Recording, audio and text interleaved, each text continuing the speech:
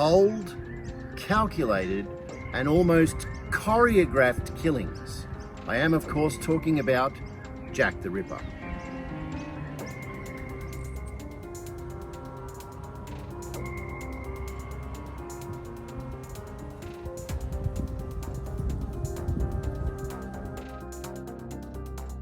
So why on earth would I be talking about a serial killer out of the East End of London here on the 2 Hour Circle? With the release of yet another publication claiming to disclose the identity of the serial killer, a friend of mine approached me and said, well, hang on a minute, isn't Jack the Ripper buried in the Toowong Cemetery? Whilst there was a pile of suspects that have been named throughout the years for the Jack the Ripper murders, I've chosen just 3 names that I'll talk about in this video, and I'll explain why as the video goes on. Alright, so let's talk about our mate Montague Druid for a moment. Now, he's the guy mentioned in the most recent publication as our serial killer. Case closed, they reckon. So, for me, look, I don't think so. I mean, even just looking at his photographs, he doesn't appear to have the strength and confidence that a person would require to carry out that kind of horror. Now, the other 2 names that I'll talk about, these 2 gentlemen fled to Australia. Now, one gentleman took up hiding and pretended to be a doctor on Peel Island, just over in Moreton Bay for some time. The other gentleman became Australia's very first serial killer and was hanged in Old Melbourne Jail. So we're talking about a murder case that was investigated in a point in history where there were no DNA samples. You couldn't even get fingerprints. This case was hindered by all sorts of lovely things. I'm talking bribes, inventive and creative journalism, aristocratic interference, racism, all kinds of stuff which made it so easy for Jack the Ripper to slip through the cracks. So at this point in the investigation, the police are under all sorts of pressure to give us a name. So McNaughton, head of the police at the time, comes up, makes a statement. Now, the book claims that the name given in the statement should have been Montague Druid. They changed the name at the last minute to toss out a red herring to protect the aristocrats.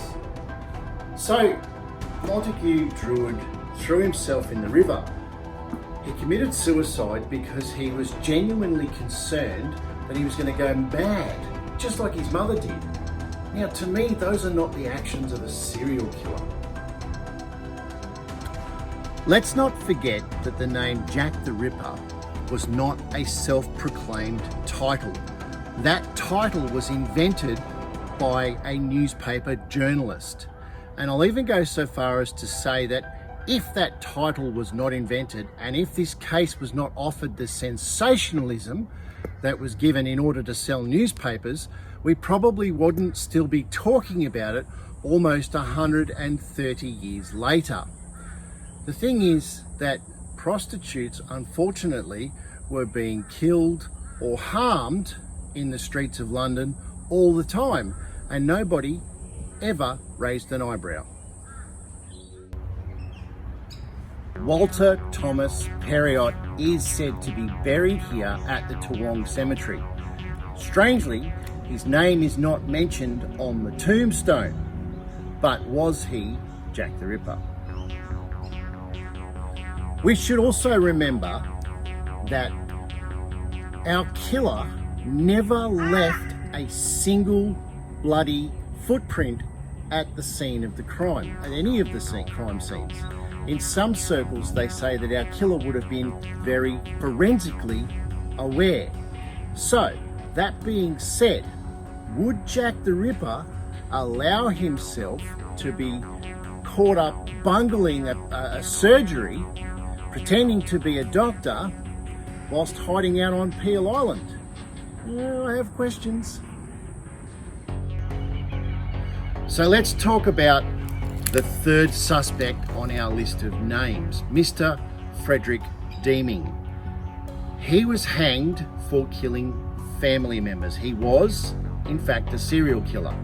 But how did he end up on the suspect list for the Jack the Ripper murders? Well, he contracted syphilis due to his interactions with prostitutes, therefore developed a serious hatred of prostitutes. But did he continue with Jack the Ripper style murders here in Australia? Since prostitution was alive and well in Australia in the 1890s, why were there no reports that Jack the Ripper had moved to Australia? I mean, prostitutes or the working girls would have had plenty of safe spaces to carry out their activities, so Jack the Ripper would have had ample opportunity to commit his crimes here on Australian soil. Why didn't the newspapers report Jack the Ripper moves to Australia? I didn't see a headline, did you? Deeming was more famous for killing women and children. He was cold, calculating, and extraordinarily clever. But he was not hung for Jack the Ripper style murders. So, is Jack the Ripper really buried here in the Toowong Cemetery? Well, boys and girls, I just don't buy it. For all of you macabre individuals, you know who you are, who are hoping to have your very own Class A Queensland serial killer, don't despair. You have one. In order to find out the name of this particular character, I encourage you to check out my Ghost Gate Road video on YouTube. Just follow the link and you will get all of the details that you ever wanted to know. My name's Dallas Schilling. You've been watching the 2 Hour Circle. I'll see you next time I'm out and about. Bye for now.